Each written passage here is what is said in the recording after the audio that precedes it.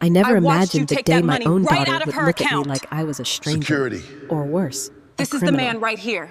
Tell them Dad Becca said her I'm sorry, voice sir, cold but we as have an steel alert on this inside the account. bank. An alert? Tell them why you took the money. There must be some mistake. Every eye in the room turned Don't toward lie me. to me. I see the The teller withdrawals right here. froze. Where is the money? The manager I swear to stepped you, closer. I didn't do this. And there I I don't stood, know how that happened. Leonard Grayson, 62 years old, being accused of stealing from my own child. I didn't take anything I whispered, but the printout in her hand said otherwise. And in that moment, I realized something was very, very wrong. If this story moves you, take a second to like and subscribe. It helps more than you know. And I'd really like to hear from you. Have you ever been misunderstood by someone you love? Tell me where you're watching from and what time it is for you. I'm reading every comment.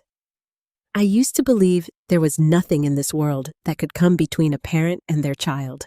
At 62, I had lived long enough to lose the love of my life, bury friends, and watch the world change in ways I barely recognized. But never, not once, did I imagine I would stand in a bank accused by my own daughter of stealing from her. My name is Leonard Grayson. I'm a retired mechanical engineer, the kind of man who spent 4 decades fixing problems with his hands, trusting logic over emotion, and believing that if something broke, it could always be repaired. But relationships? I would learn the hard way. Don't follow the same rules. 3 years ago, my wife Helen passed away after a quiet but relentless battle with ovarian cancer. She was the kind of woman who made a house feel like a home. Warm, patient, endlessly kind. When she died, the silence she left behind wasn't just in the rooms. It settled somewhere deep inside me. Our daughter Rebecca, though she's gone by Becca since college, handled it differently. Where I retreated inward, she moved forward, faster, harder. She threw herself into her career in Chicago, working long hours in a marketing firm, climbing ladders I barely understood. At first, I was proud of her strength, but over time, that strength began to look more like distance. Calls became shorter, visits became rare, and somewhere between grief and time, we stopped really talking. Still, I never blamed her. Everyone grieves in their own way. That's what Helen used to say. About a year after Helen's passing, Becca suggested something that at the time felt practical, even thoughtful. "Dad, we should open a joint account," she said over the phone. "Just in case. You know, emergencies, bills, anything you might need help with." I hesitated. I had always been independent, careful with money, organized, but I also knew she was trying in her own way to take care of me, so I agreed. We set up the account at a branch near my home in Ohio. Both our names on it, both with access. At first, nothing seemed unusual. I used it occasionally, small things, utilities, groceries, when my own account was tied up. Becca rarely touched it, at least as far as I could tell. Then about 4 months ago, something changed. It started small. A withdrawal here, a transfer there. Amounts that were just large enough to notice, but not large enough to immediately alarm. The first time I saw it, I assumed it was Becca. Maybe she needed something and didn't want to bother explaining. That wouldn't have been like her, but people change. So I let it go. Then it happened again, and again. Each time I'd log into the account, stare at the transaction history, and feel a quiet unease settle in my chest. The withdrawals were labeled under my access, my credentials, my name, but I hadn't made them. I remember sitting at my kitchen table one evening, the soft hum of the refrigerator, the only sound in the house, scrolling through the transactions over and over again, trying to make sense of something that didn't add up. I even checked my memory. Had I forgotten something? A bill, a payment. At my age, that thought alone was enough to scare me. But no matter how hard I tried, I couldn't connect myself to those transactions. So I did what any reasonable father would do. I called my daughter. "Hey, Becca," I said, trying to keep my voice light. "Quick question. Have you been using the joint account lately?" There was a pause on the other end. "Too long." "Why?" she asked. "Just noticed a few withdrawals. Thought maybe you needed something." Another pause. "No." She said, her tone sharper now. "I haven't touched that account in weeks." Something in her voice made my stomach tighten. "Well, that's strange," I replied, "because there are transactions here under my name that I didn't make." Silence. Then slowly her tone changed, from confusion to suspicion. "Dad," she said carefully, "are you sure you didn't forget?" The question stung more than I expected. "I'm sure," I said firmly. Another pause. This one colder. "Because the system doesn't just make mistakes like that," she said. "If it says it's you, it's you." I felt something shift in that moment, not just in the conversation, but between us.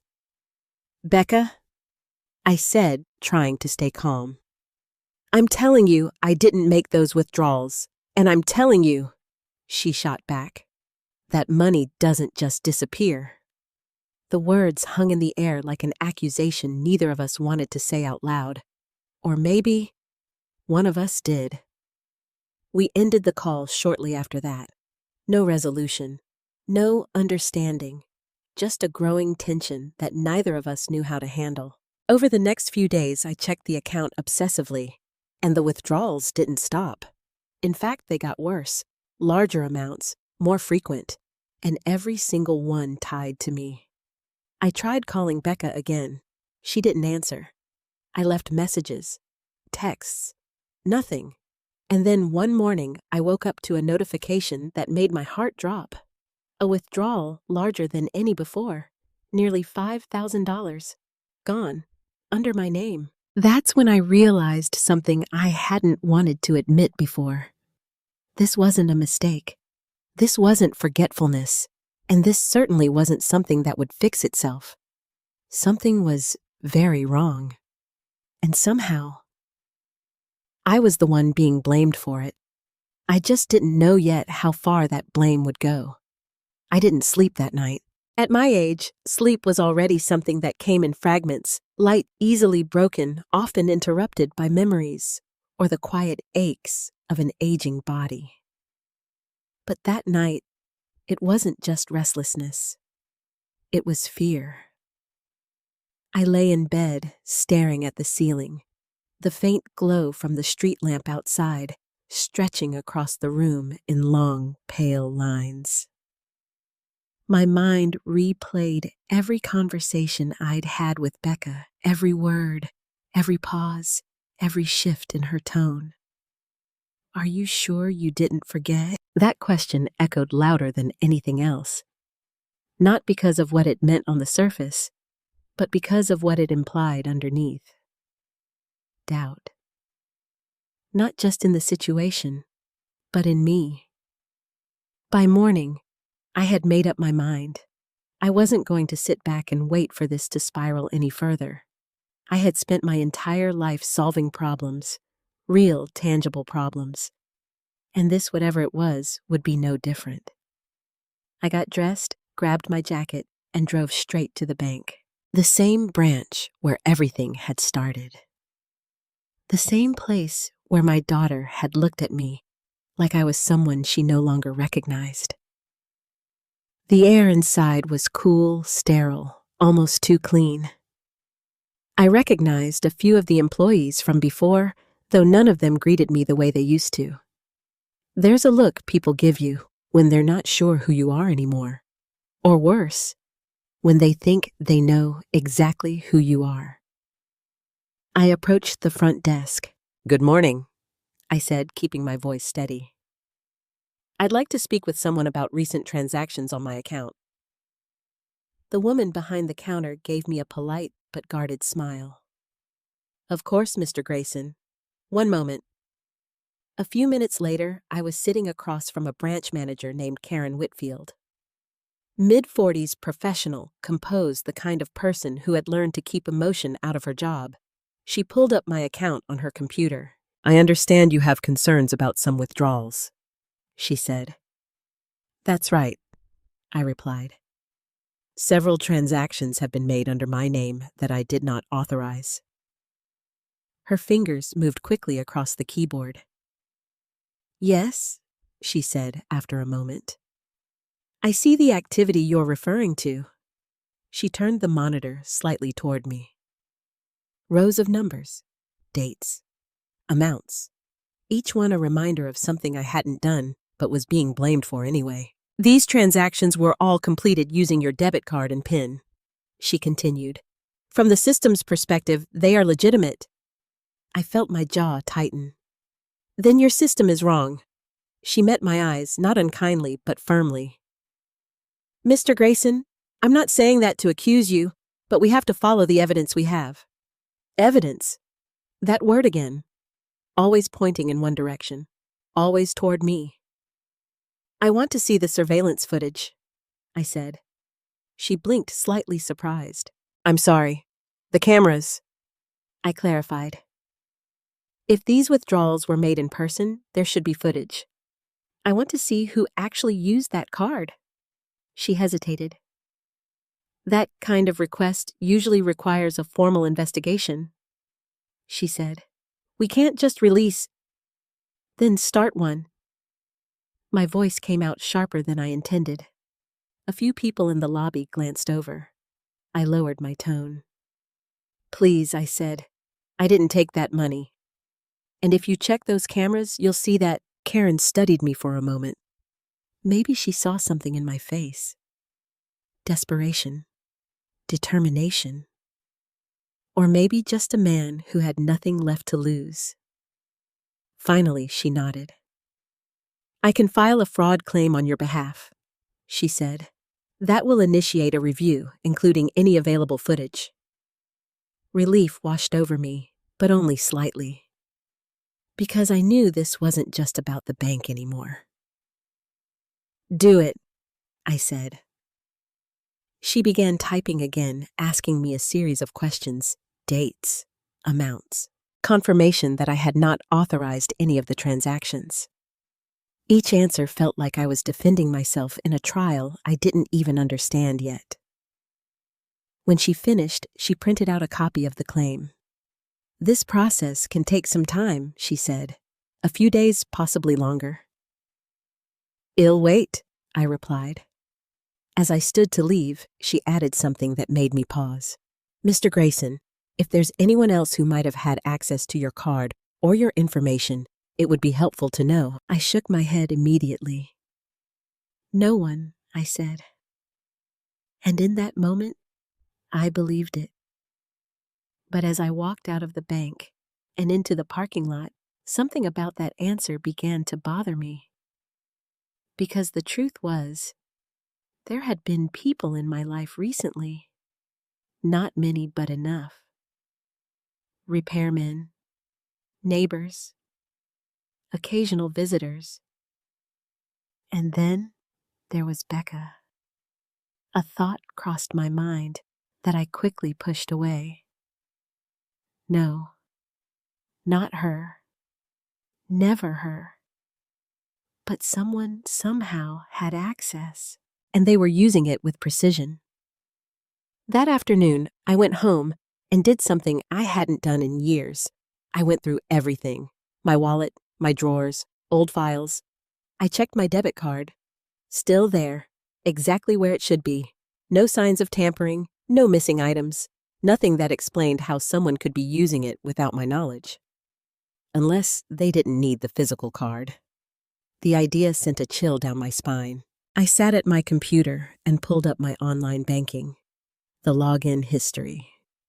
Devices. Locations. At first, it all looked normal. Then I noticed something. A login from a device I didn't recognize. Not my home computer. Not my phone. The timestamp matched one of the withdrawals. My heart began to race. Someone had accessed my account digitally, which meant noticed something. A login from a device I didn't recognize. Not my home computer, not my phone. The timestamp matched one of the withdrawals. My heart began to race. Someone had accessed my account digitally, which meant this wasn't random. This wasn't a simple mistake.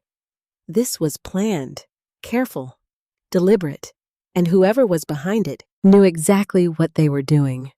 I leaned back in my chair, staring at the screen, trying to connect the dots, trying to understand why someone would go to this level of effort just to make it look like I had taken the money.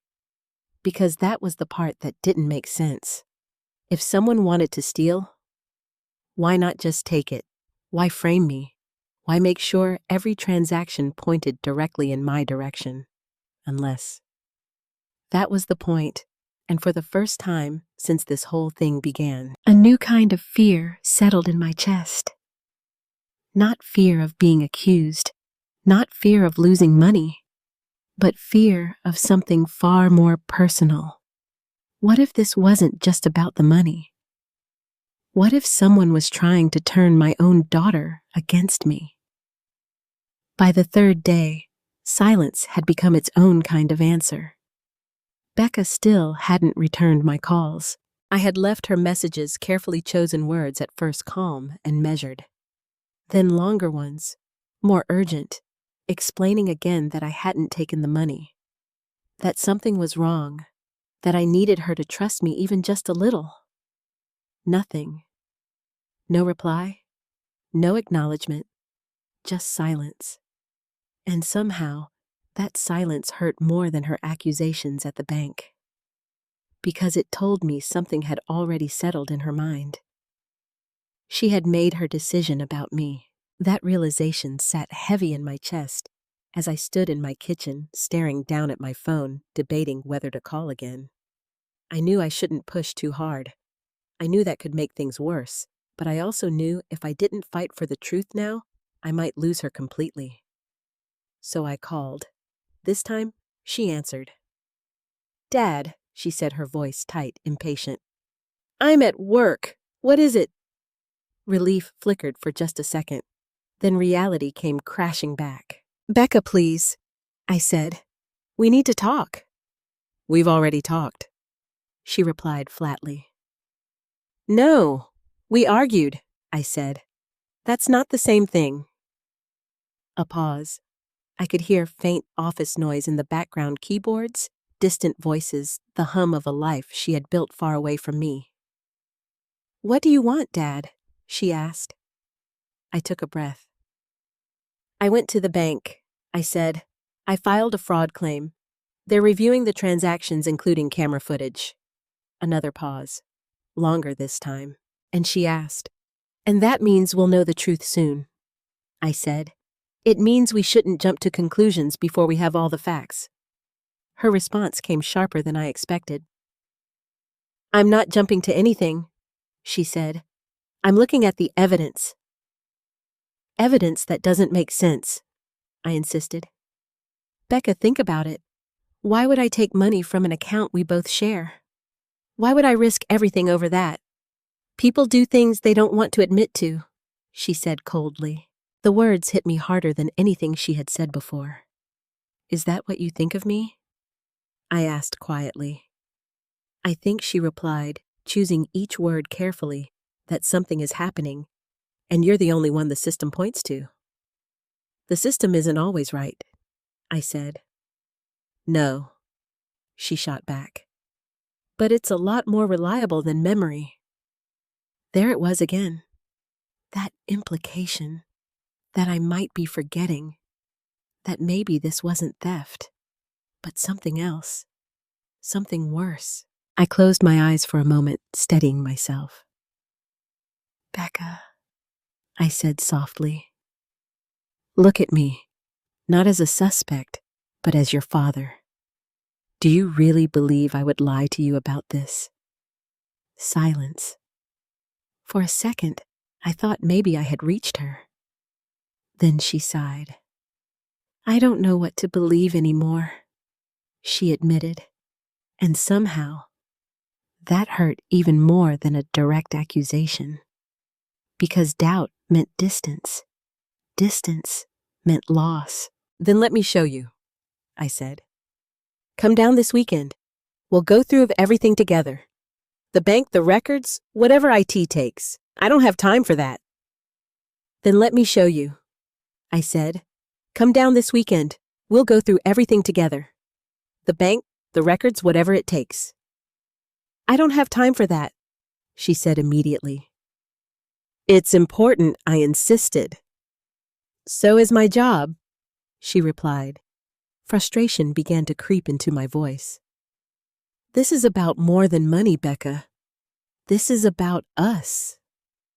Another pause, and when she spoke again, her voice had changed, hardened. No, she said. This is about trust. And right now, I don't have any. The words landed like a final verdict. Becca. I have a meeting, she cut me off. I can't keep doing this, doing what I asked. Pretending everything's fine, she said. Because it's not. Before I could respond, the line went dead. I stood there, phone still pressed to my ear, listening to the empty silence on the other end. For a long moment, I didn't move. Didn't breathe. Didn't think. And then slowly, I lowered the phone. That was the moment I realized something had shifted. This wasn't just suspicion anymore. It wasn't confusion. It wasn't even anger. It was something deeper, something colder. Becca had already started letting go of me, and I didn't know if I could stop it. Later that evening, I sat in the living room, the same chair I had shared with Helen for years. The house felt heavier than usual, the quiet pressing in from all sides. I reached for an old photo album without really thinking, flipped it open. There she was. Becca, at 5 years old, missing her front teeth, grinning up at the camera while holding my hand. Another picture, her first day of high school. Nervous, but trying to hide it. Another, her college graduation. Proud, confident, standing between me and Helen. We looked like a family that couldn't be broken. I ran my thumb over the edge of the photo. What happened? I whispered to no one, but deep down, I knew the answer. Life happened. Time happened. And now something else was happening too. Something I didn't fully understand yet. But I was starting to see its effects. The next morning, I received a call from the bank. Mr. Grayson Karen Whitfield said on the line, "We've begun reviewing your case. There's something you should be aware of." My grip tightened on the phone. "What is it?" "There are multiple transactions that appear to have been conducted in person," she said, "at different ATM locations. In person." I repeated, "Yes." My heart began to race. "Then you have footage," I said. "We do," she confirmed, "but it will take time to process and verify." "Is it me?" I asked. A brief hesitation. "I can't confirm that yet," she said. "But I will say there are some inconsistencies we're looking into."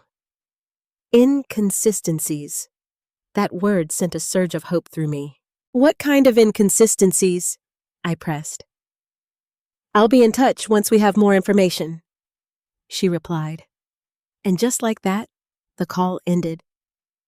I stared at the phone, my mind racing. Inconsistencies meant doubt. Doubt meant possibility. Possibility meant I wasn't imagining this. I wasn't losing my memory. And I wasn't the one who had taken that money. For the first time since this began, I felt something shift in my favor. But at the same time, a new question began to take shape. If it wasn't me, then who was it? And more importantly, why did everything point back to me? The next time I saw my daughter, it wasn't at home. It wasn't over dinner. It wasn't even in a place where families were meant to talk things through. It was back at the bank. And this time, it was worse. I had just stepped inside when I heard her voice. Sharp. Controlled. familiar in a way that made my chest tighten. Dad. I turned. Becca stood near the service desk, arms crossed, her posture rigid. She looked exactly like she had that day a few weeks ago, but something in her eyes had changed. Less hesitation, more certainty. Becca, I said, surprised. I didn't know you were coming. I wasn't, she replied, until I got another alert this morning. My stomach dropped. What alert? She didn't answer right away. Instead, she held up her phone and turned the screen toward me. A transaction. Another withdrawal. $3,000. Timestamped just hours ago. Under my name. That's not possible, I said immediately. I've been home all morning. That's what you said last time. She shot back. Her voice wasn't loud, but it carried. A few people nearby glanced over. I lowered mine instinctively. Becca, listen to me, I said. I didn't do this. I've already filed a fraud claim. They're reviewing everything, and yet the money keeps disappearing, she said. There was something different about her tone now. Not just anger, frustration, exhaustion. Like she was tired of giving me chances. I came here to close the account, she continued. Before anything else vanishes. That hit harder than I expected. Close it, I repeated. Yes. What about the investigation? What about it? She replied. It doesn't change what's happening right now. It does. I insisted, because it proves I'm not the one doing this. She let out a small, humorless laugh. You keep saying that, she said. But everything points to you. I opened my mouth to respond, but before I could, Karen Whitfield approached us from behind the counter. Mr. Grayson, Ms. Grayson, she said, her tone measured. I see you're both here. Becca turned toward her immediately. I want to close the joint account, she said. Today. Karen hesitated.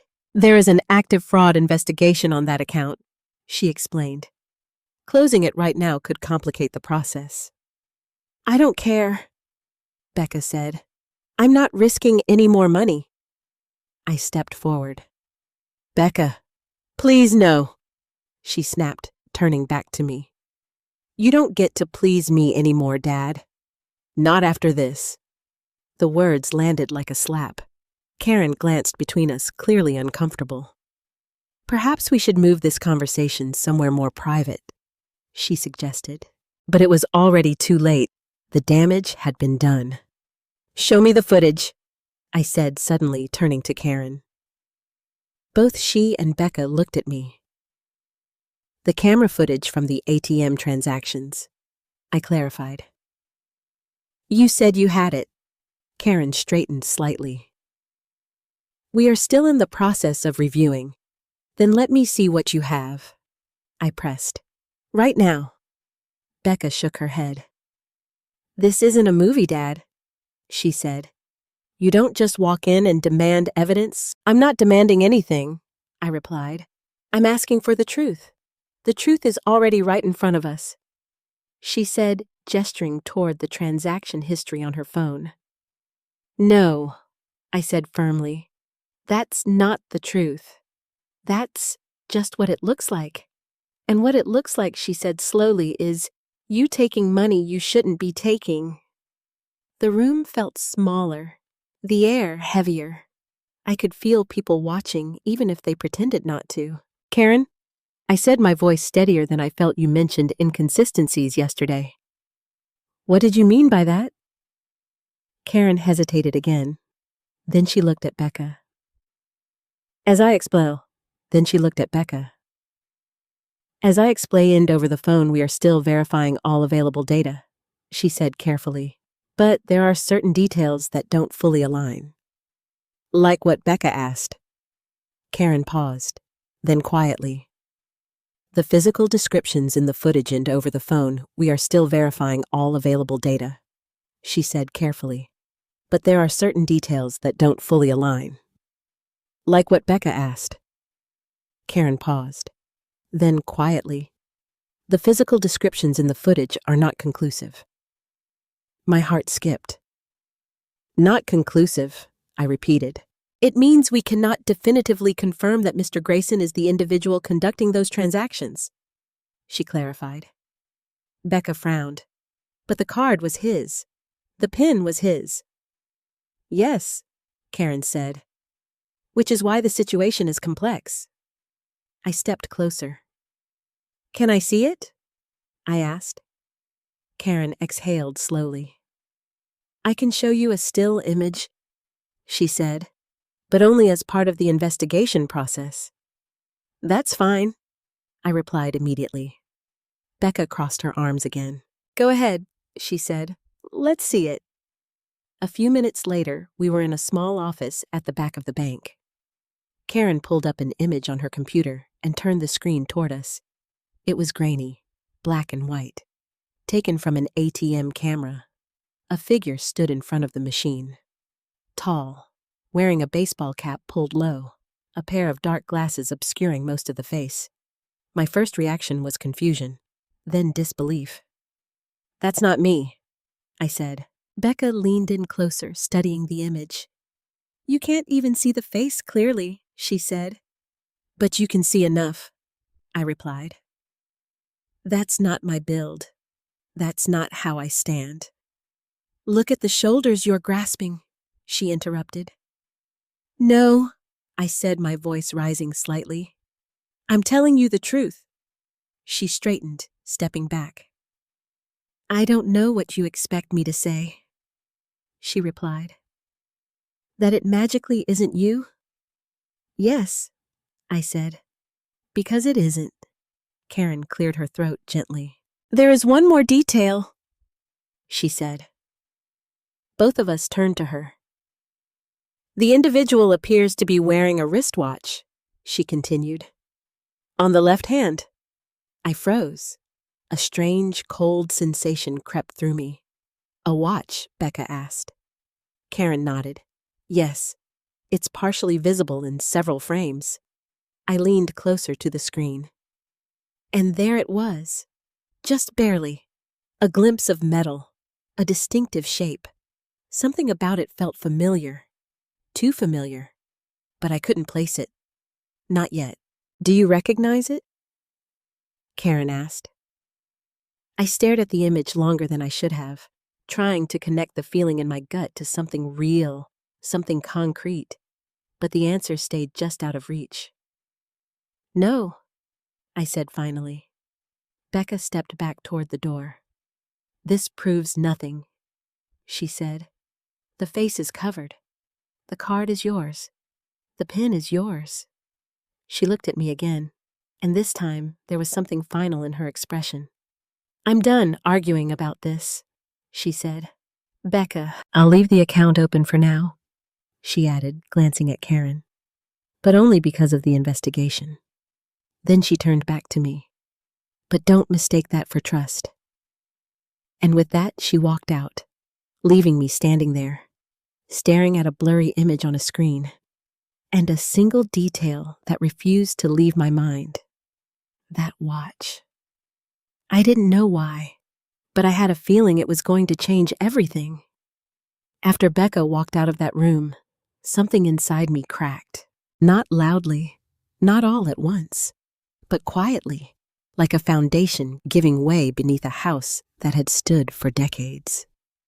I stayed there longer than I should have, staring at that frozen image on Karen's screen. That figure at the ATM. That watch on the wrist. That feeling in my chest that refused to go away. Mr. Grayson? Karen's voice pulled me back. Yes, I said, blinking as if waking up. Would you like me to send you a copy of the still?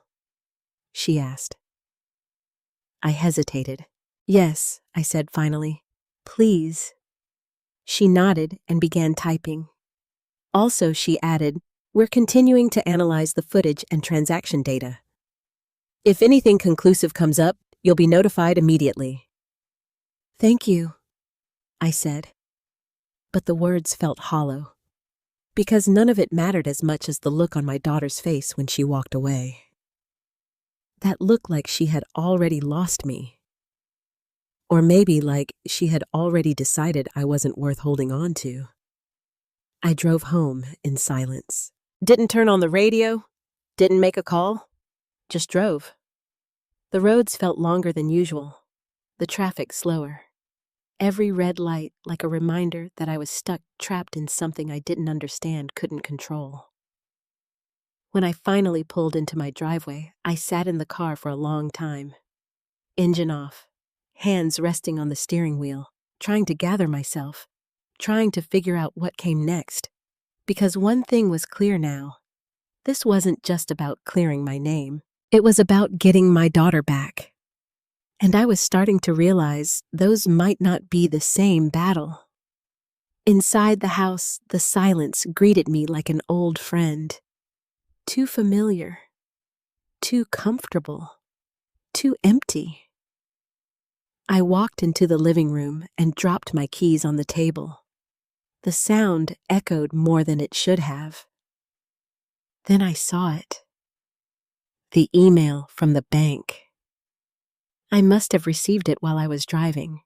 Subject line, fraud investigation, supporting materials. My heart picked up. I opened it immediately. There it was. The image. Clearer than before. Still grainy, but sharper. Enough to see more detail. I leaned closer to the screen. The figure again. Same cap. Same glasses. Same posture. And then my eyes dropped to the wrist. The watch. This time, I looked longer. Harder. And suddenly, something clicked. Not a full realization. Not yet, but a memory. A fragment. I had seen that watch before. Not recently, but not too long ago either. I leaned back slowly, rubbing my forehead. Think I muttered to myself. Where have you seen that? My mind started flipping through moments. Conversations. Visits. People. And then a memory surfaced. Becca's apartment. About 6 months ago. I had gone to visit her for a weekend. It was one of the last times we had actually spent real time together. She had introduced me to someone. Dad, this is Jason, she had said, smiling in a way I hadn't seen in a long time. He's been helping me with some financial planning stuff. Jason Carter. Tall, confident, well-spoken. The kind of man who knew how to make a good impression. We had shaken hands, talked briefly, and then at some point during dinner, I remembered noticing his watch. It had caught my eye because it was distinctive, not flashy, but unique, a brushed metal band with a slightly unusual face. I had even commented on it. Nice watch, I had said. He smiled. Thank you, sir. Gift from a client. That was it. Just a small moment. The kind you wouldn't normally remember. Except now, it didn't feel small anymore. I leaned forward again, staring at the image on my screen. Comparing the memory in my mind to the shape on the wrist in the photo, it wasn't perfect, but it was close. Too close. A cold feeling spread through my chest. No, I whispered, but the thought had already taken root. Jason, Becca's boyfriend, the man she trusted, the man who had access to her life, her finances, her accounts. I pushed back from the desk, standing up abruptly, pacing the room. No, but the thought had already taken root. Jason, Becca's boyfriend, the man she trusted, the man who had access to her life, her finances, her accounts. I pushed back from the desk, standing up abruptly, pacing the room. No, that doesn't make sense, I said out loud. Why would he do that? Why risk everything? Why steal money from an account tied to Becca unless he thought he wouldn't get caught? Or worse, unless he thought he could blame someone else. My stomach tightened. Me. I stopped pacing. The idea felt too big, too dangerous, too devastating to even consider fully. Because if I was right, this wasn't just theft. It was manipulation, calculated, personal. And it meant that Becca wasn't just mistaken. She was being used. The realization hit me like a wave, and suddenly everything started to look different. Her distance, her certainty, her refusal to listen. What if it wasn't just her grief? What if someone had been influencing her, feeding her doubt, pointing her in the wrong direction? I grabbed my phone, scrolled to her name, hovered over the call button, then stopped, because I already knew what would happen. She wouldn't believe me, not now, not without proof. And right now, all I had was a suspicion, a memory of a watch, and a growing sense that I was running out of time. I lowered the phone slowly, sat back down, and stared at the screen again. Jason Carter. I didn't want to believe it, but I couldn't ignore it anymore, because the more I thought about it, the more it made sense, and the more it scared me. Not just because of what he might have done, but because of what it meant for Becca. If he was capable of this, what else was he capable of? And how deep did it go? For the first time since this began, I wasn't just trying to clear my name. I was trying to protect my daughter, even if she didn't want protecting, even if she didn't believe me, and even if it meant going against the one person she trusted the most. I looked back at the image one last time, at the shadowed figure, at the watch, at the truth hiding just beneath the surface. And I made a decision. I wasn't going to wait for the bank. I wasn't going to wait for the system. I was going to find the truth myself, no matter where it led, even if it led straight to Jason Carter. That night, I didn't turn on the lights right away. I sat in the dark living room, the faint glow from my laptop screen, illuminating just enough of the space to make everything feel unreal. The image was still there. The man at the ATM, frozen in time, as if waiting for me to catch up to the truth. Jason Carter. I said his name quietly, testing how it felt in the air. It didn't feel right. Not because it was impossible, but because it was too possible. And that was what made it dangerous. I had always prided myself on being rational. I didn't jump to conclusions. I didn't accuse people without proof. That was the kind of mistake that broke trust, and I had already lost too much of that.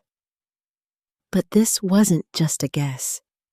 It was a pattern, a connection, a possibility that refused to let go. Still, suspicion wasn't enough. If I went to Becca with this just a memory of a watch, a feeling in my gut, he would shut me out completely. No, if I was going to say Jason's name out loud, I needed proof. Real proof. Something she couldn't deny. Something that would force her to see what I was starting to see. I stood up, grabbed my jacket again, and reached for my phone. There was only one person I could turn to. David Miller. We hadn't spoken in years until recently. But once upon a time, David had been more than just a colleague at the bank. He was sharp, meticulous, the kind of man who could spot inconsistencies others missed.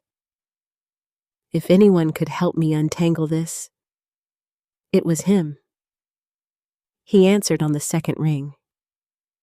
"Leonard," he said, a hint of surprise in his voice. "Everything okay?" "No," I said honestly, "but I think I might be getting closer." There was a pause. "Talk to me." I told him everything. The footage, The watch. Jason. I expected skepticism. Instead, I got silence. Not dismissive silence. Thinking silence. That's interesting, he said finally. Interesting, I repeated. David, if I'm right, I didn't say you were right, he interrupted calmly. But I also didn't say you were wrong. I exhaled slowly. I need help, I said. I need to prove it. And you might be able to, he replied. But we have to be careful. I don't have time to be careful, I snapped. Yes, you do, he said firmly. Because if you do this wrong, you'll lose any chance of being believed. That stopped me. He wasn't wrong. Okay, I said, forcing myself to calm down. So, what do we do? We start with access, he said. You said Jason helped your daughter with financial planning? Yes. Then there's a good chance he had exposure to her banking habits, David continued. Maybe even indirect access to credentials. But the transactions are under my name, I said, which means whoever did this had access to both sides, he replied. Your account and her trust. That word again, trust. It seemed to be at the center of everything. So how do we prove it's him? I asked. We don't start by proving it's him, David said. We start by proving it's not you. I frowned. I thought we already established that. Not officially, he said. Not in a way that holds up.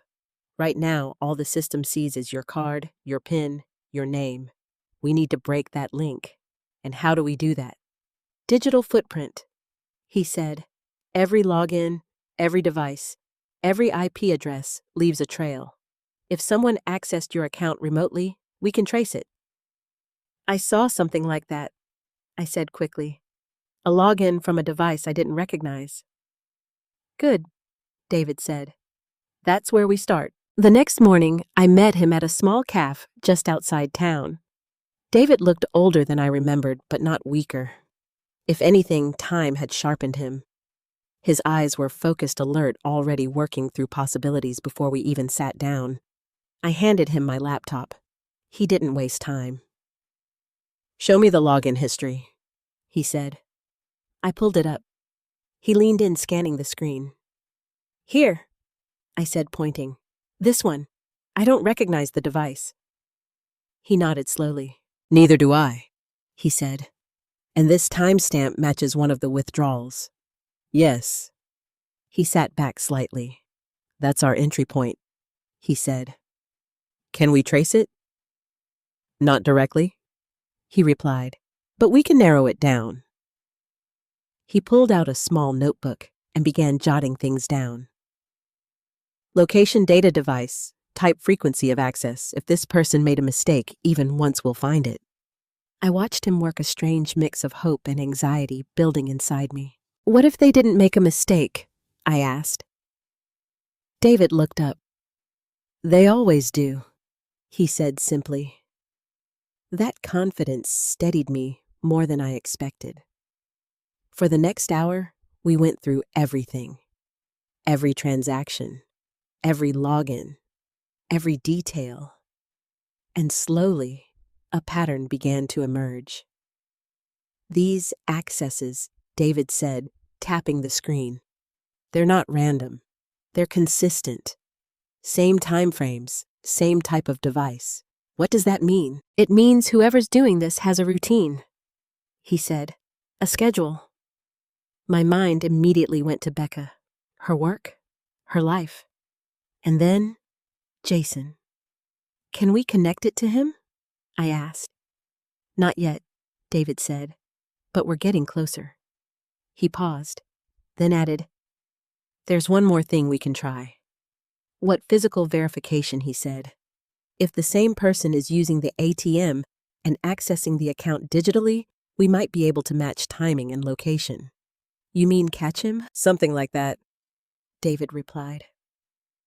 My heart began to race. For the first time, this didn't feel like I was chasing shadows anymore.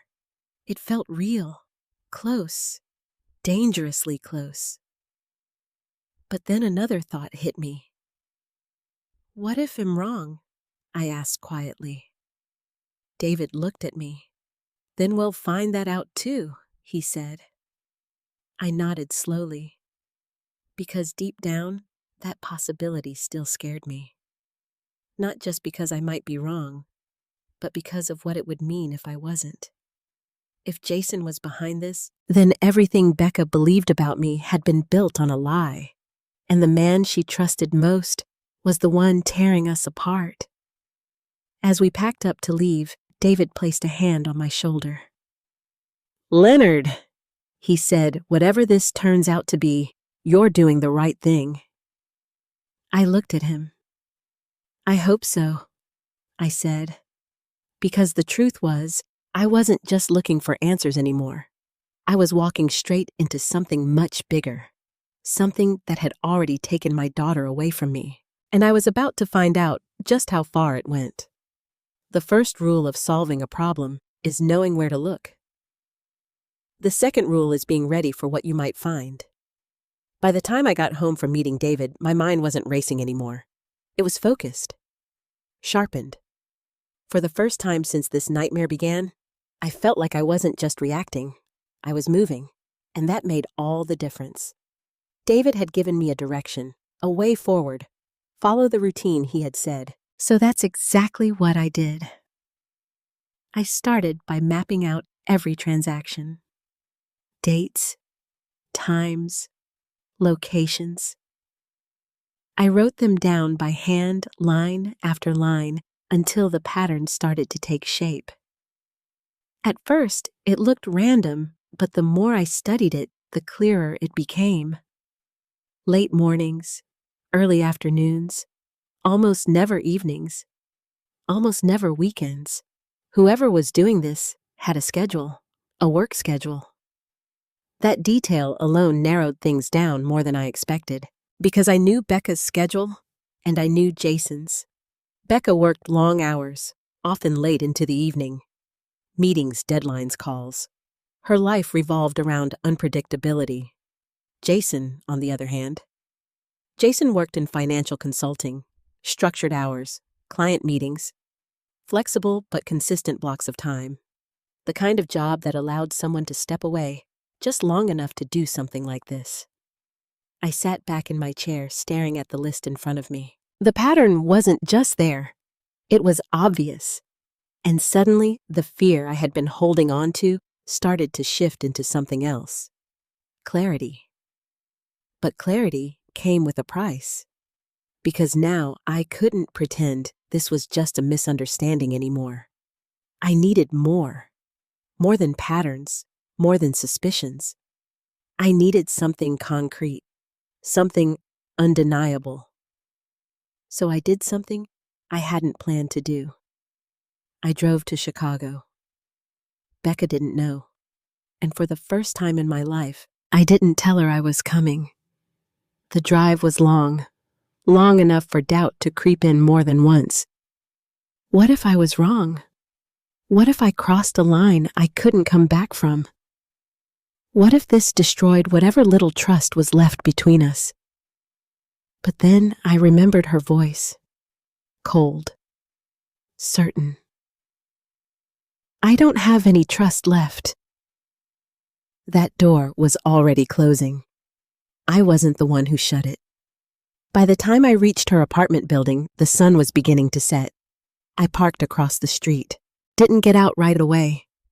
Just sat there, watching, waiting. I didn't know exactly what I expected to see. But I knew I needed to see something. Time passed slowly. Cars came and went. People moved in and out of the building. And then I saw him. Jason. He stepped out of the building with the same confidence I remembered. Phone in one hand, keys in the other. Completely at ease, like a man with nothing to hide. I felt my chest tighten. This was the first time I had seen him since everything began. And suddenly, the image from the ATM flashed in my mind again. The posture, the height, The way he carried himself. It wasn't proof, but it was close enough to make my pulse quicken. I watched as he walked toward his car. And that's when I saw it. The watch. Clear as day. The same brushed metal. The same shape. The same detail I had been staring at on my screen for hours. My breath caught. "That's it," I whispered. There was no more doubt in that moment. Not in my mind, not in my gut. That was the watch. Jason got into his car and drove off, and without thinking, I followed him. I kept my distance, far enough not to be noticed, close enough not to lose him. He drove across town, weaving through traffic with casual ease, before finally pulling into a parking lot near a row of businesses. I slowed down, parking a few spaces away. He stepped out of the car and walked toward an ATM. My heart started pounding. No, it couldn't be that simple. But it was. I watched as he stood in front of the machine. Same posture, same slight lean, same left wrist angled just enough to reveal the watch. He inserted a card, typed something, waited, and then the machine dispensed cash. I felt the world tilt slightly, because in that moment, everything I had feared became real. I stayed where I was gripping the steering wheel so tightly my knuckles turned white. This wasn't suspicion anymore. This wasn't theory. I had just watched him do it. Jason Carter, the man my daughter trusted, the man she defended, the man she chose over me, was stealing from us and making it look like I was the one doing it. I didn't move, not right away. I just sat there trying to steady my breathing, trying to process what I had just seen. Because with that truth came a new problem. What now? I couldn't just walk up to him. I couldn't confront him without evidence, not real evidence, because if I did, he would deny it, and Becca would believe him, just like she had before. No, I needed to be smarter than that. Careful, just like David said. Jason finished at the ATM and walked back to his car completely unaware that he had just exposed himself. As he drove away, I made a decision. I wasn't going to confront him, not yet. I was going to prove it, in a way that couldn't be twisted, couldn't be denied, couldn't be ignored. Because this wasn't just about catching a thief anymore. This was about something much deeper. It was about restoring the truth, restoring my name, and somehow couldn't be denied, couldn't be ignored, because this wasn't just about catching a thief anymore. This was about something much deeper. It was about restoring the truth, restoring my name, and somehow restoring a daughter's trust, even if it meant breaking her heart to do it. I started the engine again, my hands steady now, because for the first time since this began, I wasn't chasing the truth anymore. I was holding a piece of it, and I wasn't going to let it slip away. I didn't follow Jason again that night. I didn't need to. I had already seen enough. Instead, I drove back to the small motel I had checked into just outside the city. It wasn't much. Thin walls, dim, lighting the faint smell of old carpet, but it gave me something I desperately needed. Time. Time to think. Time to plan. Because now everything depended on what I did next. I sat on the edge of the bed, staring at my hands. They were steady. Strangely steady. Because the fear I had been carrying for weeks had started to shift into something else. Purpose. Jason Carter wasn't just a suspicion anymore. He was the answer. But answers alone weren't enough. I needed proof. The kind of proof that couldn't be explained away. The kind that would force Becca to see the truth even if she didn't want to. I reached for my phone and called David. He picked up immediately. "Well?" he asked. "I saw him," I said. A pause. "Jason?" "Yes." "Doing what?" I took a breath. "Using an ATM," I said. "Same posture, same watch, same everything." I watched him withdraw cash. Silence. Then, "Did you record it?" The question hit me like a punch. "No," I admitted. I wasn't thinking. It's okay," David said calmly. "You weren't prepared. That's normal. It's not enough," I said, frustration creeping into my voice. "Hell deny it. She'll believe him." "Yes," David replied, "unless we do this properly." I closed my eyes. "Tell me how." "We document it," he said. "Carefully, repeatedly. We establish a pattern, not just of transactions, but of behavior." "You want me to follow him again?" "I want you to observe him," David corrected. "There's a difference." I nodded, even though he couldn't see me. "Okay," I said. "Then what?" "Then we connect it to the account," he continued. "Timing, location, device access. If we can show that he's physically at the ATM at the same time the account logs activity under your name, we break the illusion." And Becca. David hesitated. "That's the hardest part," he admitted, "because this isn't just about facts for her. It's about trust. And right now, you're on the wrong side of that." "I know," I said quietly. "So, when the time comes," he added, "we don't argue with her." "What do? We show her." The next morning, I was back in my car before sunrise. Coffee in one hand, phone mounted on the dashboard, and a decision already made. I was going to do this right. I parked across the street from Becca's apartment again. Same spot, same view. But this time, I was ready. Hours passed. People came and went. And then, just like before, Jason appeared. Right on schedule, dressed neatly, calm, unhurried, like a man living a perfectly normal life. I lifted my phone, pretending to scroll, but positioning the camera just enough to capture him as he walked to his car. My heart was pounding, but my hands stayed steady. This time, I wasn't going to miss anything. He drove off, and once again, I followed. Same distance, same caution, same destination. The ATM. I parked farther away this time. Better angle, clear line of sight. And when he stepped out of his car and approached the machine, I started recording. Every movement, every detail. The way he inserted the card. The way he shielded the keypad with his hand.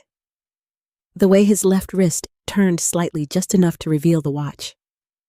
The same watch. The same one from the footage. From the memory. From everything. I zoomed in slightly, careful not to be obvious. Careful not to lose focus. And then, the machine dispensed cash. Again. I felt something shift inside me. Not anger, not even relief, but certainty. Cold, solid, unshakable. Jason pocketed the money and walked back to his car. And this time, I didn't follow him. I didn't need to, because I had what I came for. Proof. Real proof. Not just for me, not just for the bank, but for Becca. Back at the motel, I sat down and watched the footage again and again, making sure it was clear, making sure it showed everything it needed to show. Then I pulled up the account activity on my laptop, matched the timestamps. My breath caught. Exact match to the minute. The withdrawal he had just made was already showing up under my name. I leaned back slowly. "It's him," I whispered. There was no doubt left. None. But as that truth settled in to the minute, the withdrawal he had just made was already showing up under my name. I leaned back slowly. "It's him," I whispered. There was no doubt left. None. But as that truth settled in, so did something else. A weight.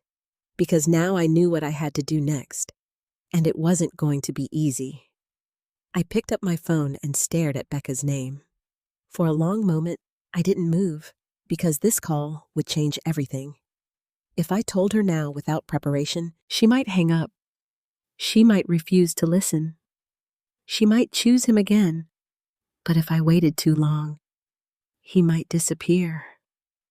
Or worse, do something even bigger. I exhaled slowly. Then I made the call.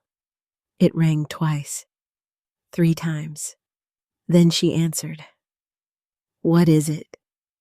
"Dad," she said, her voice already tense. "I need to see you," I said. "No," she replied immediately. "This isn't a conversation," I continued. "This is something you need to witness." "I'm not doing this again, Becca," I said firmly, cutting her off. "If I'm wrong, I'll walk away. I'll never bring this up again. But if I'm right..." Silence. A long one. "What are you talking about?" she asked. "I'm talking about the truth," I said, "and I can show it to you." Another pause, then, where I closed my eyes briefly. Relief mixing with tension. "Tomorrow morning," I said. "Near your apartment. I'll text you the location." She hesitated. Then finally, "Fine," she said. "But this is the last time, Dad." The line went dead. I lowered the phone slowly. My heart was racing now. Because this wasn't just about catching Jason anymore. This was the moment everything would break. The truth would come out. Or I would lose my daughter for good. And as I sat there staring at the footage on my screen, one thought echoed louder than all the others. Tomorrow. There would be no more hiding. I arrived early. Too early. The sky was still pale, the city not fully awake, yet the streets quieter than usual. The ATM sat there, like it always did, ordinary, unnoticed, just another machine in a long line of routines people trusted without question. But today, it wasn't ordinary. Today, it was the center of everything. I parked where I had the day before. Same angle, same distance. The camera on my phone already set up ready. And then I waited. Every minute felt heavier than the last. Not because of Jason, because of Becca. I kept checking my phone, half expecting a message from her saying she wasn't coming, that she had changed her mind, that this was over before it even began. But no message came. At exactly 8:17 a.m., I saw her, walking down the sidewalk toward me. Her pace was quick, determined, like she had already decided how this was going to go. I stepped out of the car. "Becca." I called gently. She didn't smile, didn't slow down. "What is this?" she asked, glancing around. "Why are we here?" "I need you to see something," I said. "I told you, Dad, I don't have time for just 5 minutes," I interrupted. "That's all I'm asking."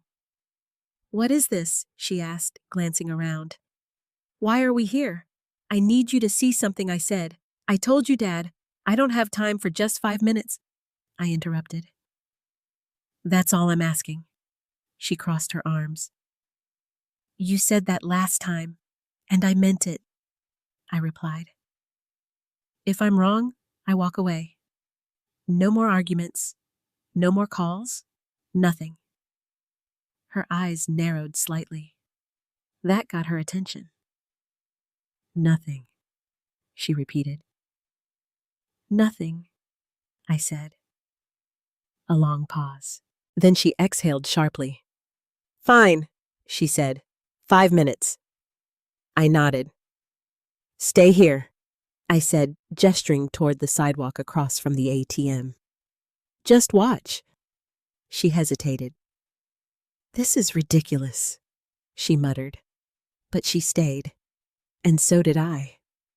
The silence between us was thick, uncomfortable, filled with everything we hadn't said and everything we had said that couldn't be taken back. I could feel her eyes on me for a moment. Then slowly, she turned her attention to the ATM. Minutes passed. Nothing happened. I could feel her patience thinning. This is a waste of time, she said. There's no one here. Wait, I said quietly. And then, like clockwork, Jason appeared. Becca froze. I didn't look at her. I didn't say a word. I just watched.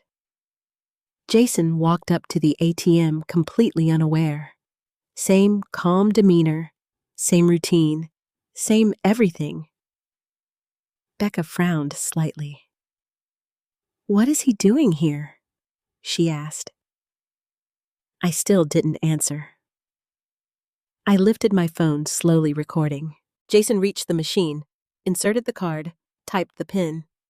Becca's posture shifted, just slightly, but I saw it. The first crack. Dad, she said quietly. And then the machine dispensed cash. Jason took it, pocketed it, turned slightly. And in that moment, the morning light hit his wrist. The watch. Clear. Unmistakable. Becca's breath caught. I heard it. Soft. Barely there, but enough. That's... she started. I turned to her, and for the first time in weeks, she wasn't looking at me like I was a stranger. She was looking at the truth. That's the same time, I said quietly. Check your phone. Her hands moved automatically. She opened her banking app. Her eyes scanned the screen. And then they widened. No, she whispered. The transaction had already appeared. Under my name. Same amount, same time, same lie. She looked back at Jason, then at her phone, then at me. Her face had lost all color. I don't understand, she said. I swallowed hard. Neither did I replied. Jason walked away completely unaware that everything had just changed. Becca took a step back, then another. Like the ground beneath her had shifted. That's not possible, she said. He wouldn't. But the words sounded weak, uncertain, because she had just seen it with her own eyes. This is why I asked you to come, I said gently. She shook her head. No, there has to be an explanation, she insisted. Maybe he's using his own account. Check the time, I said again. Check the amount. She did. And this time, she didn't argue. She just stared. Silence stretched between us. Heavy, painful, real. And then, her shoulders dropped. I accused you, she whispered. The words broke something inside me. Not because they were new, but because this was the first time she said them differently. Not as a defense, but as a realization. I didn't say anything, because there was nothing I could say that would make this moment easier. I thought, she continued, her voice trembling now. I thought you were forgetting things or hiding something. Her eyes filled with tears. And it was him, she said. I nodded slowly. Yes. She covered her mouth with her hand. A sob escaped before she could stop it. I trusted him, she said. I defended him. Her voice broke completely, and in that moment, She didn't look like the strong, certain woman from the bank anymore. She looked like my daughter, hurt, confused, betrayed, and suddenly none of this felt like victory, because proving I was right meant she had been wrong in the worst possible way. I stepped closer, carefully, not wanting to overwhelm her. "Becca," I said softly. She looked at me, and this time, there was no anger in her eyes. "Just pain. I'm so sorry," she whispered. The words hit me harder than anything else, because they weren't just about the accusation. They were about everything: the distance, the doubt, the broken trust. I exhaled slowly. "It's not your fault," I said. But even as I said it, I knew it wasn't that simple, because someone had made her doubt me. Someone had manipulated everything. Someone had turned us against each other. And that someone was still out there. Jason Carter. Becca wiped her tears, her expression slowly changing. Not back to anger, but into something else, something sharper. "We're going to the police," she said. I looked at her, and for the first time since this began, we were on the same side again. The drive to the police station was quiet. Not the tense, suffocating silence we had grown used to over the past few weeks, but something different, something fragile, something rebuilding. Becca sat in the passenger seat, her hands clasped tightly in her lap. She hadn't said much since we left the ATM, and I didn't push her, because I knew what she was doing. She was replaying everything, every conversation, every argument, every moment she had doubted me, and every moment she had trusted him. "I should have seen it," she said suddenly, her voice barely above a whisper. I glanced at her. "No," I said gently. "You couldn't have." She shook her head. "He knew everything," she continued.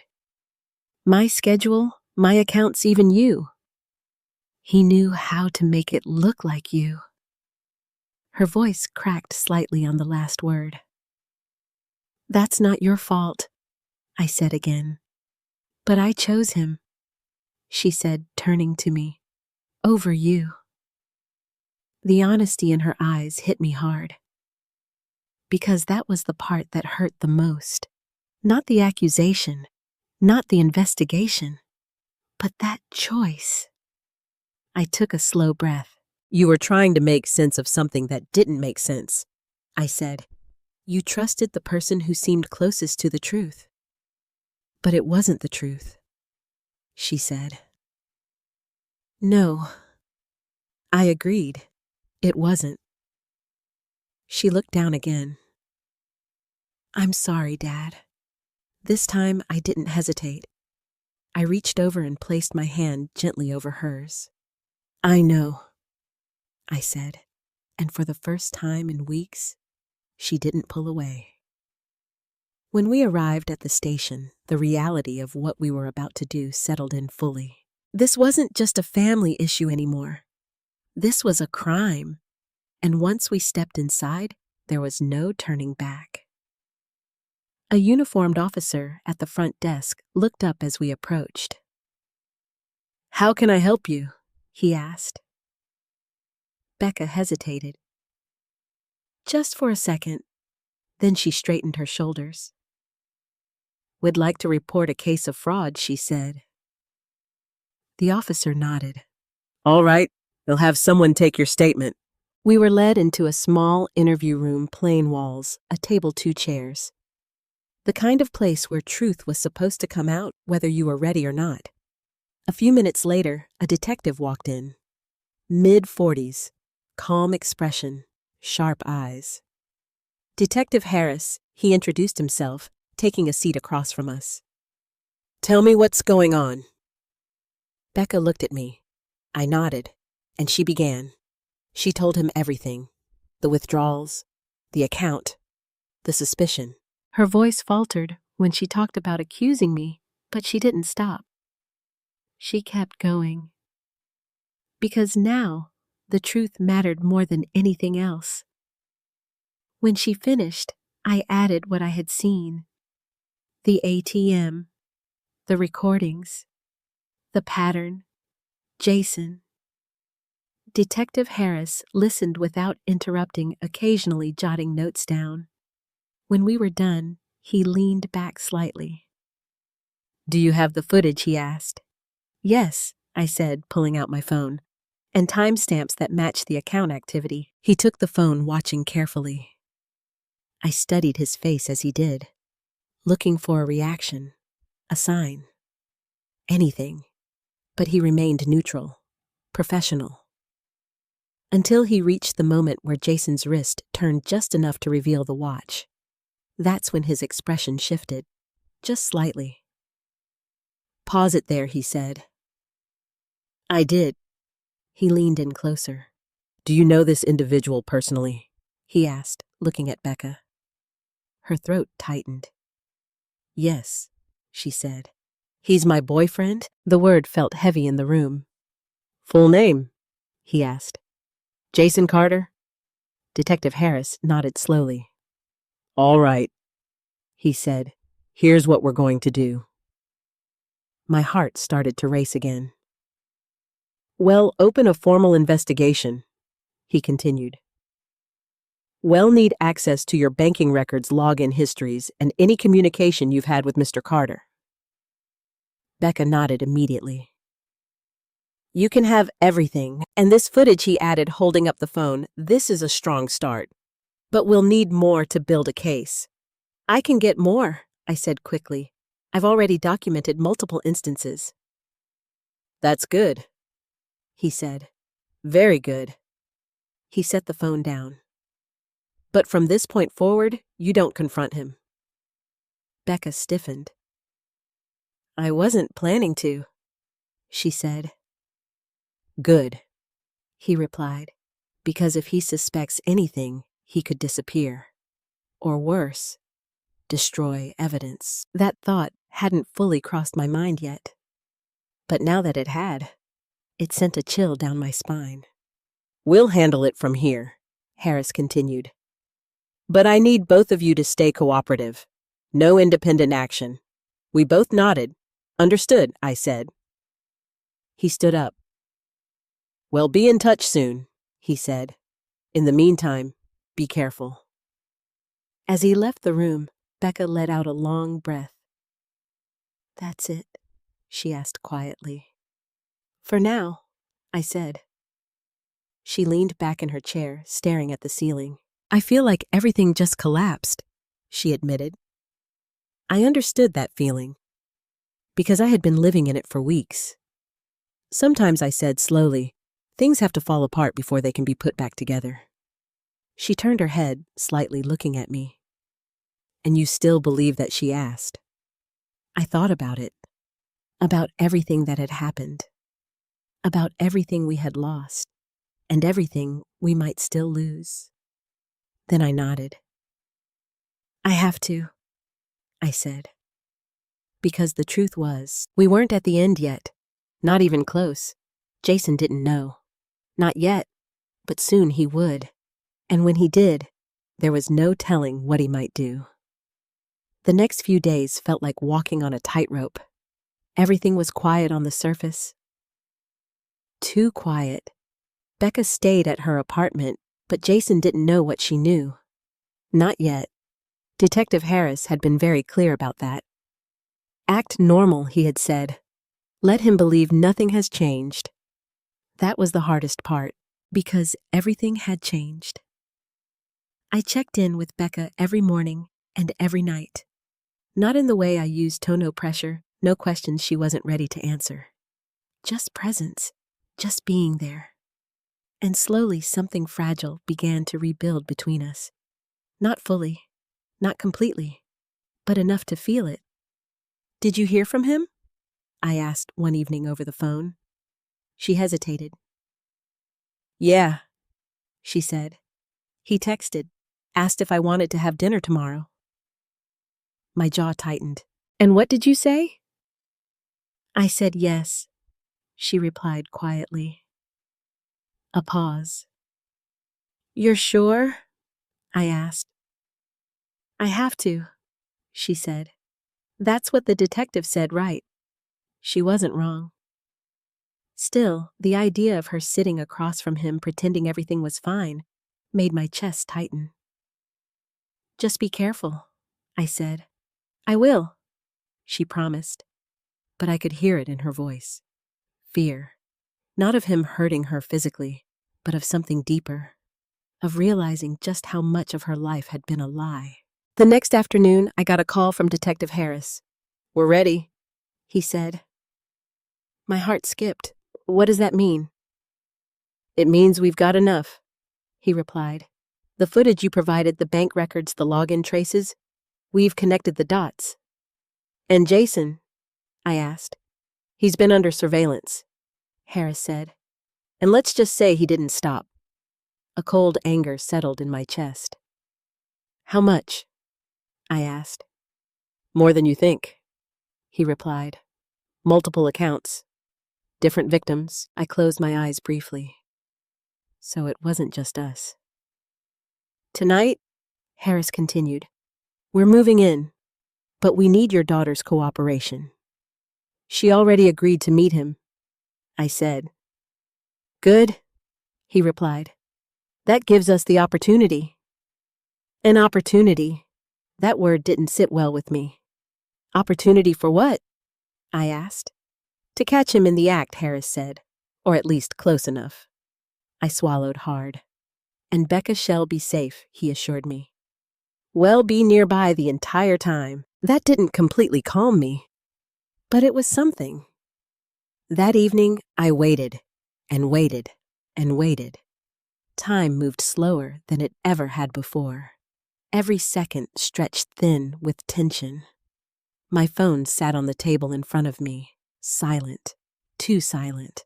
I tried not to imagine what was happening, tried not to picture Becca sitting across from Jason, looking into the eyes of the man who had betrayed her. But my mind didn't listen. It never does in moments like that. Finally, the phone rang. I grabbed it immediately. "Hello, it's Harris," the voice said. My heart jumped. "What happened?" There was a brief pause. Then "We've got him." Finally, the phone rang. I grabbed it immediately. "Hello, it's Harris," the voice said. My heart jumped. "What happened?" There was a brief pause. Then "We've got him." Everything in my body went still. "You're sure I asked?" "Completely," Harris said. "He attempted another transaction tonight. Different ATM. Same method." I exhaled slowly, the tension finally releasing just a little. "And Becca, she's okay," he said. Shaken, but okay. I sank into the chair. "Thank God." "There's more?" Harris added. My chest tightened again. "What?" "He didn't just confess to the withdrawals," Harris said. "He confessed to planning it." My grip on the phone tightened. "Planning?" "There's more," Harris added. My chest tightened again. "What?" "He didn't just confess to the withdrawals," Harris said. "He confessed to planning it." My grip on the phone tightened. "Planning all of it." "Yes," he said, "including making it look like you." The words hit harder than anything else. Not just theft, not just deception, but intention. Calculated, deliberate. "He knew what he was doing," Harris continued. "He studied your routines, your account activity, even your relationship with your daughter." I felt something break inside me, a quiet, heavy kind of anger. "He used her," I said. "Yes," Harris replied, "and he turned her against me." Another pause. "That's part of what he admitted," Harris said. I closed my eyes, because hearing it out loud made it real in a way nothing else had. "Where is he now?" I asked. "In custody," Harris said. "We'll be moving forward with charges." I nodded, even though he couldn't see me. "Thank you," I said. "You did the hard part," he replied. You followed the truth. After the call ended, I sat there for a long time, not moving, not thinking, just breathing, because it was over. The doubt, the suspicion, the distance, all of it had led to this moment. And now the truth was finally out. But truth doesn't erase everything. It doesn't undo the damage. It doesn't take back the words that were said or the trust that was broken. A few minutes later, my phone rang again. This time, it was Becca. I answered immediately. Becca. Her voice came through soft. Dad. I could hear it. The emotion, the exhaustion, the relief. I'm here, I said. They took him away, she said. Right there in front of me. I swallowed hard. I'm sorry you had to see that. I needed to, she replied. I needed to know it was real. A pause. Then, I don't think I've ever been this wrong about someone, she said. I didn't answer right away, because I knew what she meant, and I knew what she wasn't saying. You weren't wrong about everyone, I said gently. Silence, then a quiet breath. I know, she whispered, and in that moment, for the first time since all of this began, it felt like we were finally finding our way back. The courthouse felt colder than I expected. Not in temperature, but in atmosphere. Everything about it was precise, controlled, structured in a way that left no room for emotion, even though emotion was the only thing I could feel. I sat on one side of the courtroom, hands folded tightly in my lap, trying to keep my breathing steady.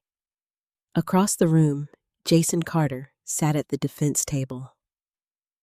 For the first time since I had met him, he didn't look confident. He didn't look in control. But he also didn't look defeated. Not yet.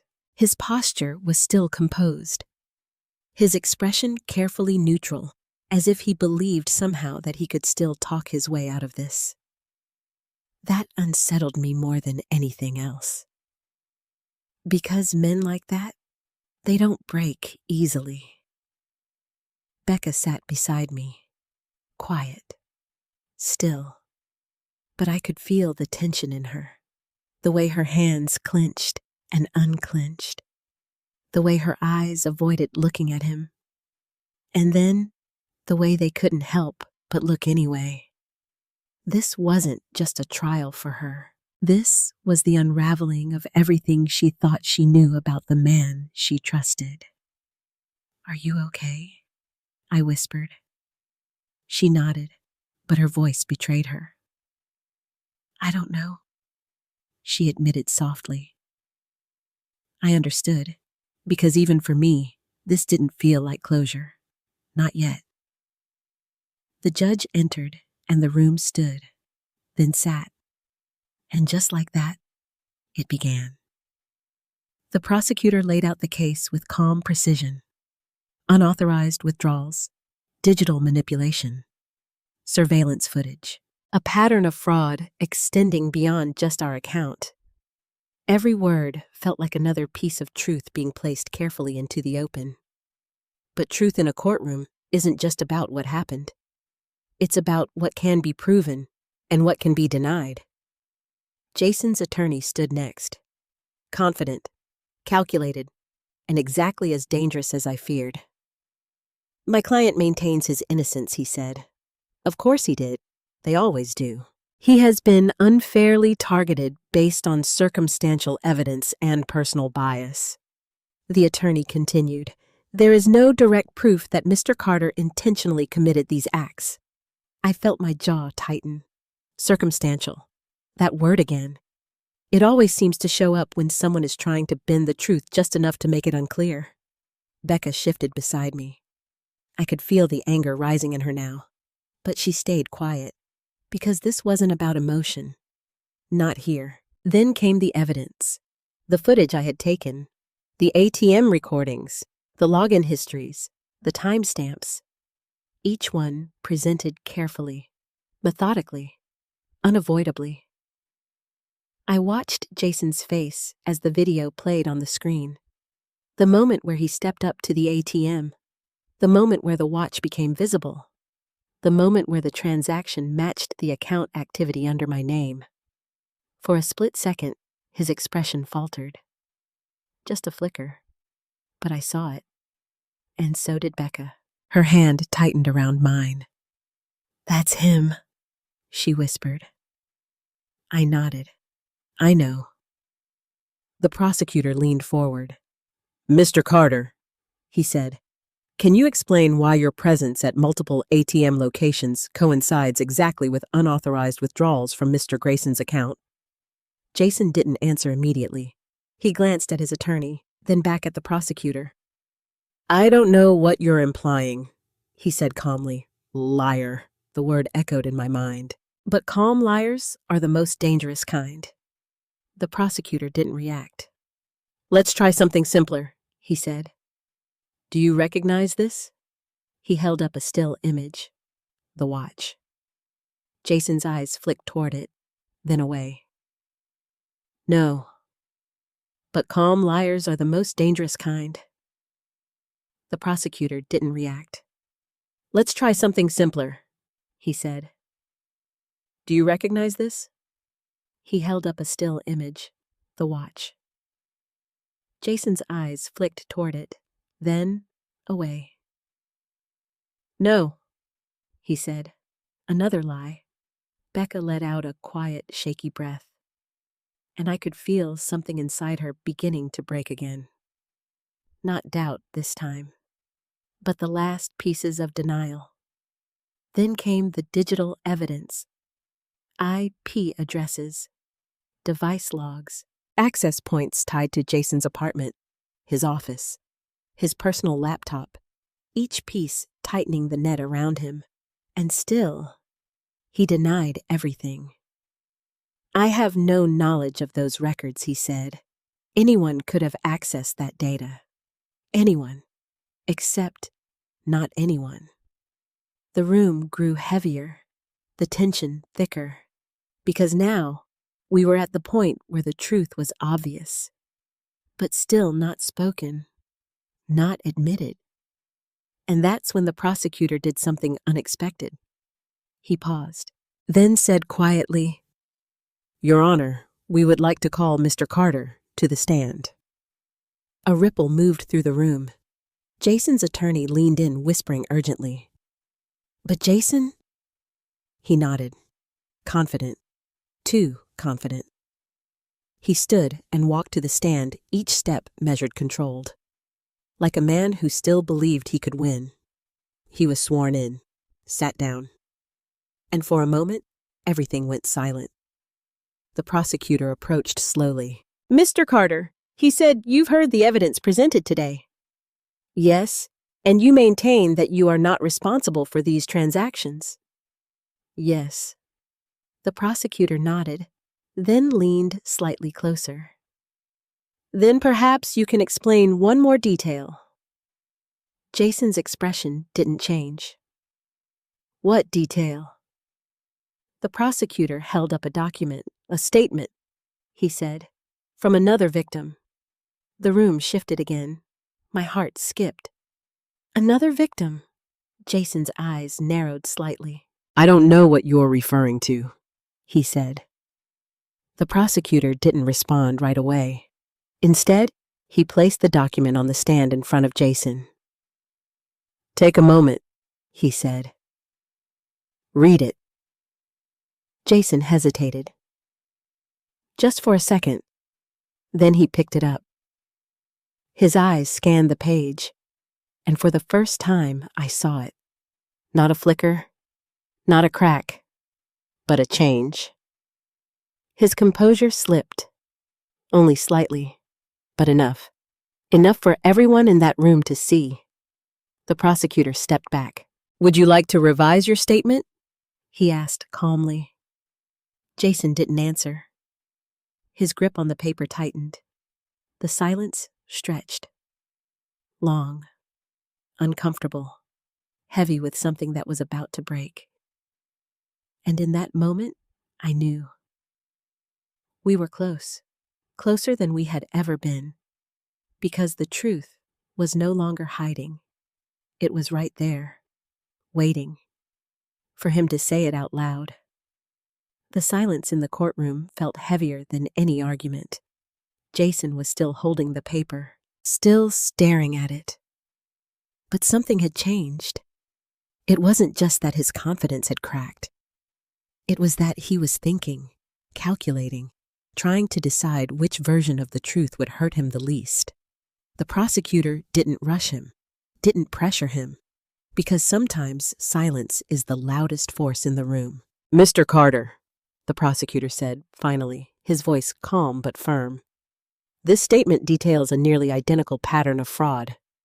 Different victim, same method, same timing, same digital footprint." Jason's jaw tightened. "I don't know anything about that," he said. But this time, his voice wasn't as steady, and everyone heard it.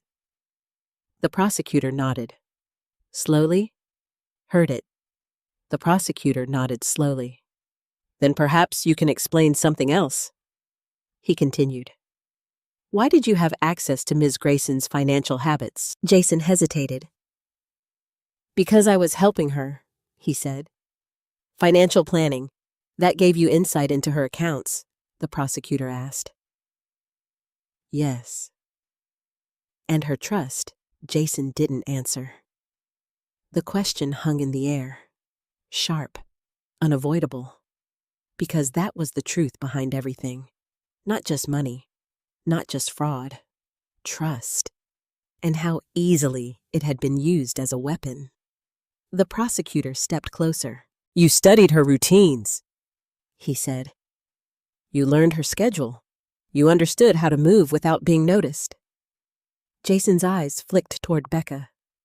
Just for a moment, and that moment was enough. Becca flinched beside me, like something inside her had finally snapped. "Did you ever intend to tell her?" the prosecutor asked. Still no answer. Or was the plan always to let her believe that her own father was responsible? That did it. Jason's composure broke. Not dramatically, not loudly, but enough for the truth to start slipping through. "I didn't plan it like that," he said. The words came out quieter, less certain. The prosecutor didn't react. "Then how did you plan it?" he asked. Jason looked down at the paper again, then back up, and for the first time, there was no control left in his eyes. "I just saw an opportunity," he said. The room went still. Every word now mattered. "I had access," he continued. "I knew how the system worked. I knew how to make it look like someone else." My chest tightened, because hearing it was different from knowing it. "I didn't think it would go this far," he added. A hollow excuse, but one he clung to anyway. The prosecutor tilted his head slightly. "You didn't think it would go this far," he repeated. "You systematically withdrew money over weeks. You created a digital trail pointing to an innocent man, and you allowed a daughter to believe her father had betrayed her." Jason swallowed. "I didn't mean for that part," he said. But the damage was already done, and everyone in that room knew it. Becca's hand trembled in mine. I could feel it, the anger, the heartbreak, the disbelief. Because even now, even after everything, a part of her had still been holding on, hoping there was something more, something less cruel. But there wasn't. This was it. This Wabiu as who he was. "You didn't mean for it?" A part of her had still been holding on, hoping there was something more, something less cruel. But there wasn't. This was it. This was who he was. "You didn't mean for it," the prosecutor pressed. "Or you just didn't care." Jason didn't answer. Because there was no answer that could save him now. The judge leaned forward slightly. "Mr. Carter," she said, her voice firm, "you are under oath. You will answer the question." Jason's shoulders sagged. "Just a little, but enough. I didn't care," he said quietly.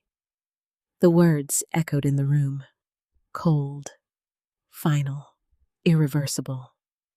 Becca gasped softly, and I felt her grip tighten, because that was the moment, the real moment, not the arrest, not the evidence, but this, the truth spoken out loud. "I didn't care," Jason repeated almost to himself now. The prosecutor stepped back. No more questions needed, because everything had been said. Everything that mattered, everything that hurt, everything that revealed just how deep the betrayal had gone. The judge called for a brief recess, and as the room began to shift, people standing, whispering, moving, I stayed seated. Because I couldn't move. Not yet. Becca slowly pulled her hand away from mine. Not in distance, but in overwhelm. "I thought I knew him," she whispered. I turned to her, and in her eyes I saw something different. Not just pain, not just regret, but understanding. The kind that comes too late. "He knew exactly what he was doing," she said. I nodded. "Yes." Tears filled her eyes again. "But I didn't see it," she said. "I didn't want to." That honesty was harder than anything else, because it wasn't just about him anymore. It was about her choices, her trust, her pain. I reached for her hand again. This time, she held on. "We all want to believe the best in people," I said quietly. "That's not a weakness." She shook her head slightly. "It is when it blinds you," she said. Maybe she was right. Maybe we both had been blind, just in different ways. Across the room, Jason sat alone now. No confidence, no control, no illusion left. Just a man who had finally run out of lies. And for the first time since this began, I didn't feel anger toward him. I felt something else, something quieter. He had taken something from us. Time, trust, peace. But he hadn't taken everything, because we were still here, still standing, still finding our way back. And as the judge returned to the bench, I realized something. This wasn't just about justice anymore. It was about closure. And we were finally almost there. The verdict didn't come immediately. It never does. Courtrooms are built on patience, on process, on giving every piece of truth its proper place before judgment is made. But for me, for Becca, the verdict had already happened. The moment Jason said, "I didn't care," that was the real ending. Everything else was just confirmation. Still, we stayed. We listened. We waited. Because some things need to be seen through to the end. The judge returned, her expression composed, steady. Someone who had seen stories like this unfold before, even if each one carried its own kind of pain. Jason sat straighter now. Not confident, not anymore, but not completely broken either. There was something stubborn left in him, something that refused to fully collapse. People like that. They don't fall all at once. They unravel, slowly, piece by piece. "Mr. Carter," the judge began, her voice firm and measured.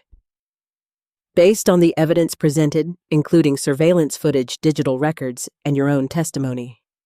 A pause. "This court finds you guilty." The words landed quietly, but they carried weight. Finality. A line drawn between truth and denial, between what was claimed and what was proven. Beside me, Becca didn't move, didn't react. At least not at first. Because sometimes the moment you've been waiting for doesn't feel the way you imagined. The judge continued outlining the charges. Fraud, identity manipulation, financial theft. Each one adding another layer to what we had already lived through. Jason's face remained still. But his eyes, they shifted, not toward the judge, not toward his attorney, but toward us, toward Becca, for just a second. And in that second, I saw it. Not remorse, not truly, but recognition of what he had destroyed. Becca looked away immediately, like she couldn't bear to hold that connection anymore. And I didn't blame her, because closure doesn't come from the person who hurt you. It comes from understanding the truth without needing anything more from them. When it was over, people began to move again. Chairs scraping, voices murmuring, the structure of the courtroom dissolving back into the ordinary world. But I stayed seated because something inside me was still catching up. "It's done," Becca said softly. I turned to her. She wasn't crying, not anymore. Her face was calm, but it wasn't the calm of peace. It was the calm of acceptance. "Yes," I said. "It is." She nodded, then looked down at her hands. "I don't feel relieved," she admitted. I understood that, because neither did I. "Relief doesn't always come right away," I said. "Sometimes it takes time to settle in." She let out a small breath. "I just keep thinking about everything I said to you," she whispered. There it was, the part that lingered, the part that no verdict could fix. I shifted in my seat, turning toward her fully. "Becca," I said gently. She looked up. "I know you've said you're sorry," I continued, "and I believe you." Her eyes filled slightly again. "But this isn't just about what happened," I added. "It's about what we do now." She blinked. "What do you mean?" "I mean, we don't stay in this moment," I said. "We learn from it. We move forward. Together." She swallowed. "You still want that?" she asked quietly. The question hit me harder than anything else in that room, because it carried all the doubt, all the distance, all the fear that maybe too much had been broken. I didn't hesitate. "Of course I do," I said. Her breath caught. "Why?" she asked. "Because you're my daughter," I said simply. And in that moment, everything else faded. The courtroom, the case, the past weeks of pain, none of it mattered as much as that truth.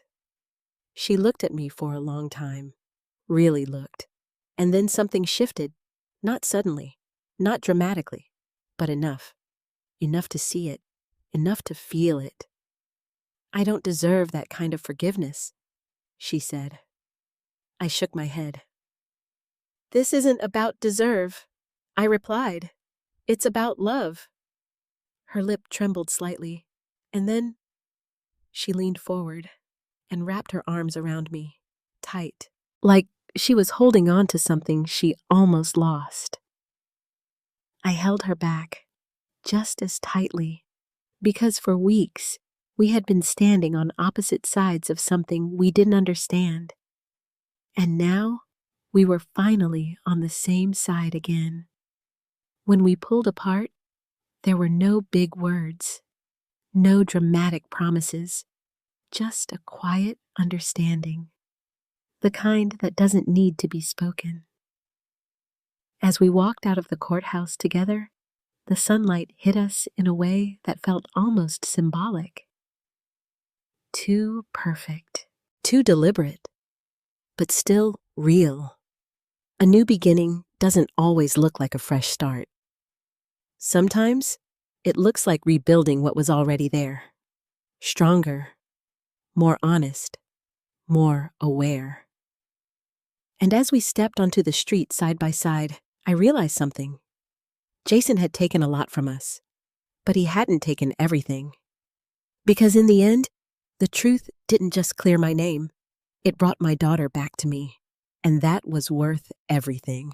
After everything we've lived through in this story, one truth becomes painfully clear. Trust is one of the most fragile and powerful things we have. It can be built over years, strengthened through love, shared memories, and quiet moments, but it can also be shaken in an instant by doubt, fear, or manipulation. Sometimes the people we trust the most are not the ones who deserve it. And sometimes the ones who truly love us are the ones we question when things stop making sense. That's what makes life so complicated and so human. But here's the lesson that stays with me. The truth has a way of finding its way to the surface. It may take time, it may take pain, it may even break relationships before it heals them. But if you hold on, if you stay grounded in honesty, eventually the truth will speak for itself. And when it does, it gives us something rare, a second chance. A chance to rebuild trust, a chance to forgive, a chance to see each other more clearly than before. If this story touched you in any way, I'd love to hear your thoughts. Have you ever been in a situation where trust was broken and later restored? What did it teach you? Leave a comment and share your story. And if you believe in stories about truth, family, and second chances, don't forget to like and subscribe so we can continue this journey together. Where are you watching from, and what time is it there right now? I always love seeing how far these stories travel. Thank you for being here.